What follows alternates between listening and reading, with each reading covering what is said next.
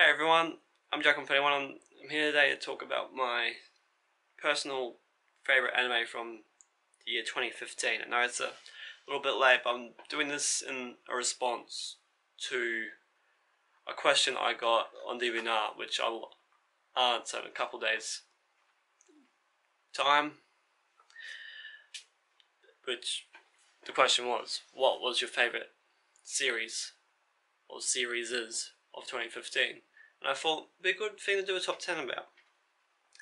So, there's no criteria for this one, as it is my personal favourites. So, let's get to it. Number 10 is Gakusen Toshi Asterix. At the time it was airing, there was also another series that was very similar, but I preferred this series. I thought for most of the characters it looked nice. It for some reason appealed to me a lot more than what the other one, which was Rakudashi no Cavalry, something like that, something to do with a failed knight. But I thought this one was better. Like, they're both edgy series and they're both good in their own right, but this one to me just appealed a lot better.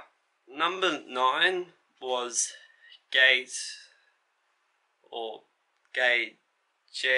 Tai Kanochi Nite Kaku Tata Kairi.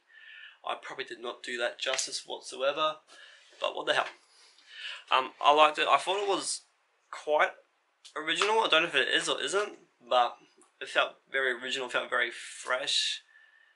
The art style was good. I like how for everyone part of this fantasy world that wasn't part of real world Japan was very unique. In pretty much every way possible. Like, main girls from the series that are not from Japan, they all got different hair color, they've all got their own different thing, they all dress differently. It's really cool. It's like, it's pretty much putting lots of different cultures together, or different interests together, and picking, yeah, this character will wear this character will wear that. I find it very interesting, and I reckon the story is really good. And currently it's got a second season running. Well, currently, as of me recording this video, I'm not quite sure if it'll still be running when I upload it. Number 8 is Arari no Seraph. Now, it got 2 seasons last year. Like, it had a season 1 and a season 2 last year. Not the only anime that had it, but I thought it was really cool. I liked how there were demons and there were vampires and there were angels. It had a color-wise was a darker art style. It wasn't bright and vibrant. And at first I wasn't too being perfectly honest, for the first episode, when I saw some of the background shots, I wasn't all too thrilled with the art style for the background, but the character art and character development and the story, it just grew on me. And yeah.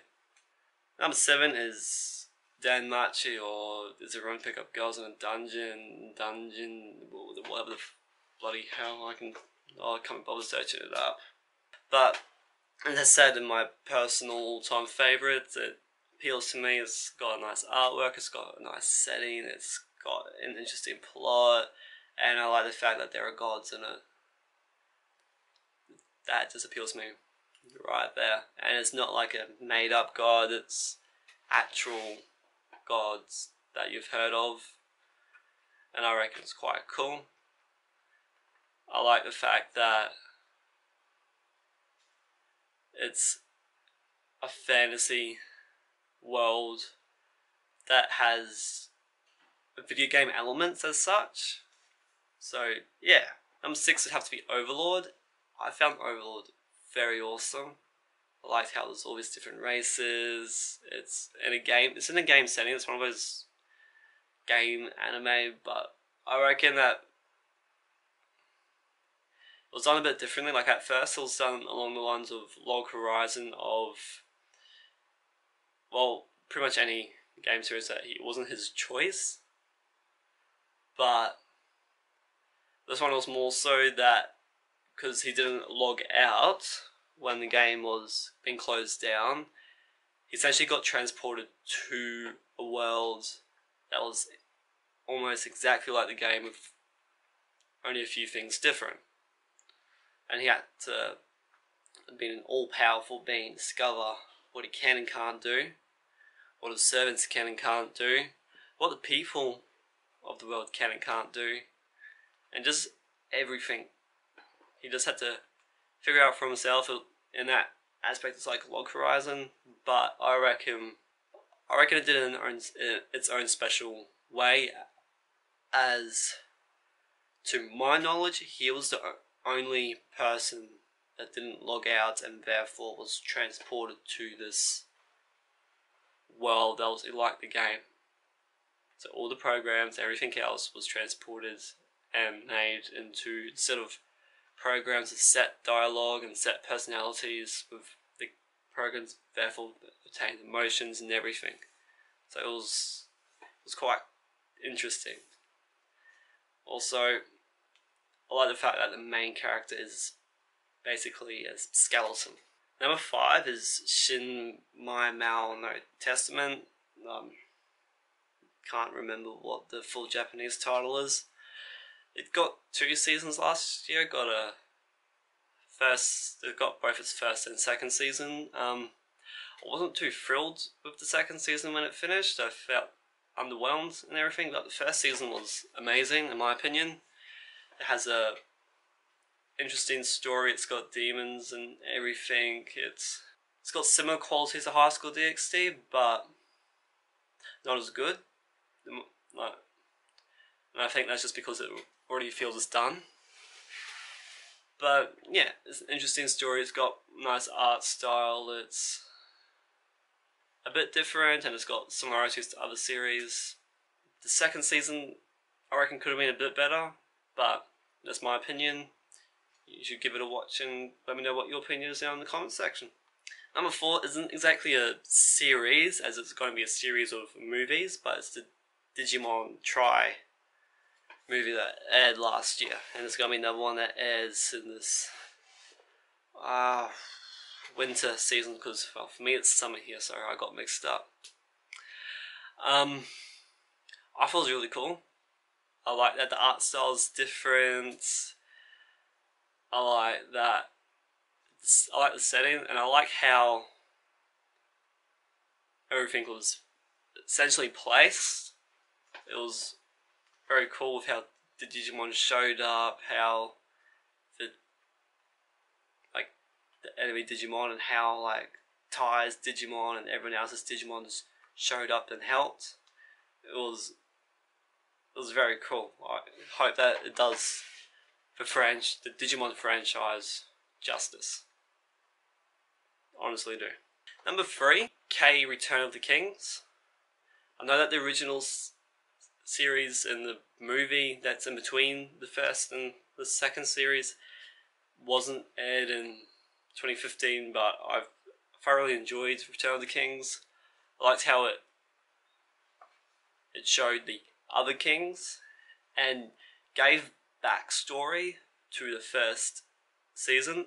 I thoroughly enjoy anything that gives backstory or eventually has a backstory. Like they show why and how things happen instead of just saying this is how it is, live with it. I'm fine with that, but when they give the how it went so wrong and why things are happening, how they're happening, I like that. And I know the first season had that as well, but not for the first season had it for way earlier, while the second season had the backstory of things that are mentioned in the first season, like the things like Kagutsu Crater or whatnot, that happened in between what the backstory that they showed in the first series about the first king was. But this was more so about why things are happening, how they're happening. So, yeah. Series number 2 is Assassination Classroom. I thoroughly enjoyed it. I thought it was hilarious. I liked Kuro-sensei. It had a very interesting art style. I liked how bright and vibrant things were. It was a very happy series. Even when things got serious, it would just go from being completely serious of the students trying to kill Kuro-sensei to it becoming a joke. And I love that. It's got a second season airing as of me recording this video. Again, I don't know if it's going to be airing when I upload it, but it's got a second season nonetheless, and it's just an amazing series. Now, my top favourite series for 2015 was Shokugeki no Soma, or Food Wars. I have never had a series that I have enjoyed to this much in a long time, and it was a series it was very interesting in my opinion. For me, it was similar to my all-time favourite Bakuman, which they're two completely different series, but there's some things that I thought were very similar, like how there wasn't exactly any full-on martial art fights. There may have been a punch thrown here or two just out of anger, but in Bakuman, where the fighting is done in the manga ratings, in Shokugeki no Soma it's done through, well, a food battle as such, where you get two people and they cook a meal, they have a topic to cook, and they got judges. Whoever the judge decides did the best meal wins. Simple. But the series was very nice and bright, vibrant, really cool story. The food looked amazing. It was the show where I'll wake up in the morning, see that the new episode was online, get myself breakfast, start loading a show and watching it, and eat while I do, like, just something that's like, ooh, yes, must eat while watching. But, yeah, it had ecchi moments. The ecchi moments were a bit weird. How, when the girls or guys, actually didn't matter what gender, so that's part of why it was weird, would eat the food and all of a sudden, I guess in their fantasy, their clothes were being ripped off and everything with each bite, so it was a different way of doing it, but it was still cool nonetheless, and the characters are interesting, in my opinion. But yeah, that there is my top 10 favourite anime of 2015. I hope you liked it, and I hope to see you next time in the next video. See ya. Hey guys, thanks for watching. If you like this video, give it a like or comment in the comment section below. If you want to see more content by me, don't forget to click that subscribe button. It means a lot. I've left links to my previous video right over here, and I've also left links to my other social media accounts, which is down in the description. Again, thanks for watching. I hope to see you next time. See ya.